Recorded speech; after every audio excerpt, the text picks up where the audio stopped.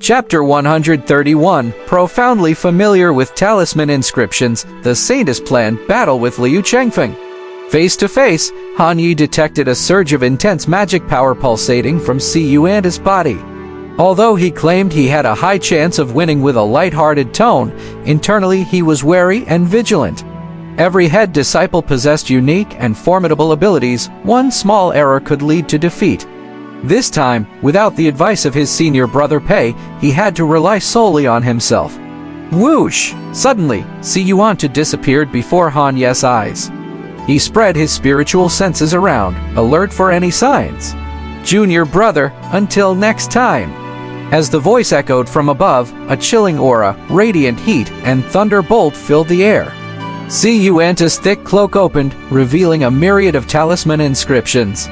To him, it seemed like he was standing under a sea of inscriptions. Yellow papers floated down from the sky, forming an inscription-based formation technique.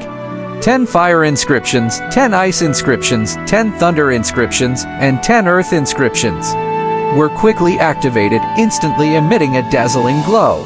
Explosion, that's an art. That's precisely the situation at hand. Inscriptions also had classes like those of spirit beasts and elixirs, sky, earth, mysterious, yellow. All the inscriptions before him were of the mysterious class. Powerful and formidable. Once detonated, these inscriptions could obliterate any foundation establishment cultivator. The power of an inscription relied on the complexity and quantity of the magic pathway marked within it. As all inscriptions detonated simultaneously, the ascending immortal platform was suffused with drifting snowflakes. Even the ground was covered with a layer of white frost as the temperature plummeted. Meanwhile, at the very center, intense flames raged and thunder roared. Elder of God Cultivation Peak, on seeing Siyu Anta's performance, was very pleased and showed a hint of a smile. I didn't expect Siyu Anta to cultivate sigil combat sensing art up to the 7th level. He's not far from the grand accomplishment. Possibly he may even get a chance to challenge Liu Chengfeng. Elder Guy furrowed his brow, anxiously concentrating on the ascendants in the platform. He was worried about whether Han Yi could resist the adversary's initial surprise assault. Only after sensing Han Yi's aura with his spiritual senses, his expression slightly relaxed as he grinned. Old chap, don't celebrate too early. The main peak elder and disciples all turned to watch the central battlefield, where a figure slowly emerged. Around the figure was a green barrier. A surge of wind and thunder energies came rolling in, effectively insulating all the inscription-based attacks from himself. In Han Yi's palm was a green jade seal of palm size. Underneath, the complex inscriptions gleamed brightly. These provided the barrier for him. The Wind and Thunder Seal, a medium-grade spirit treasure that was both offensive and defensive.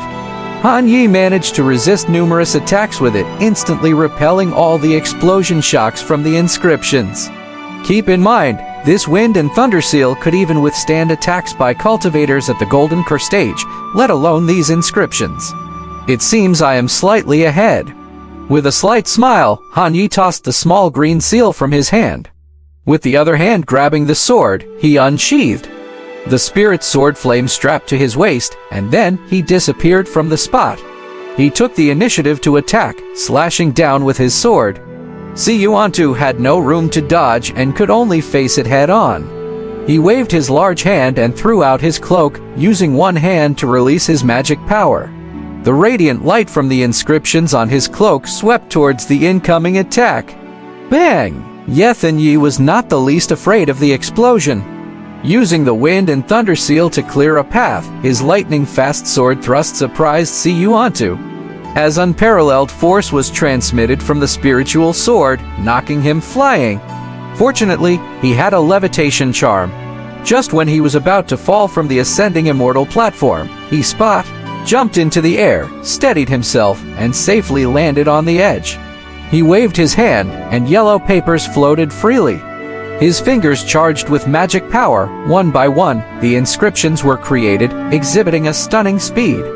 However, at this moment, Han Yi tightly gripped the sword hilt, as solid as a 1,000-year-old pine, emitting a sharp sword key. Elders from the main peak, Liu Linqi, elder sister Shen, and numerous other disciples exchanged glances in bewilderment as they didn't have an idea what Han Yi was going to do. However, a faint smile emerged from under the veil of Chu Shanyu in the audience seats. She recognized the tactic, as this was her own maneuver. A serious sword strike. Indeed, Han Yi managed to learn a fair amount of her technique. Swish! At that moment, Han Yi's body suddenly vanished from the spot, and a gushing wind swept over the entire ascending immortal platform, causing a howling uproar. But that's not all. A dazzling red sword key, more than 10 feet in size, slashed down from mid-air, whipping towards the target like surging waves. What kind of maneuver is this? How could he execute such a powerful attack without the excessive use of magic power? It doesn't seem to involve any divine power too. How is this possible? When did Han Yi's swordsmanship become so terrifying? Liu Linky, leaning on her sword below the stage, expressed her puzzled look in her eyes. She was the most aware of whether Han Yi knew how to use a sword or not. As a body cultivator, how could he have honed his swordsmanship to such an exceptional level? Could it be that senior brother Han Yi is proficient in both swords and blades? Very likely. Han Yi's sword strike was incredibly stunning and took many by surprise, including Si Yuantu on the stage. The inscriptions he had cast were obliterated before they could detonate, reduced to a pile of waste paper. He gathered all his magic power to throw up a series of defensive inscriptions, intending to resist the onslaught of the sword key.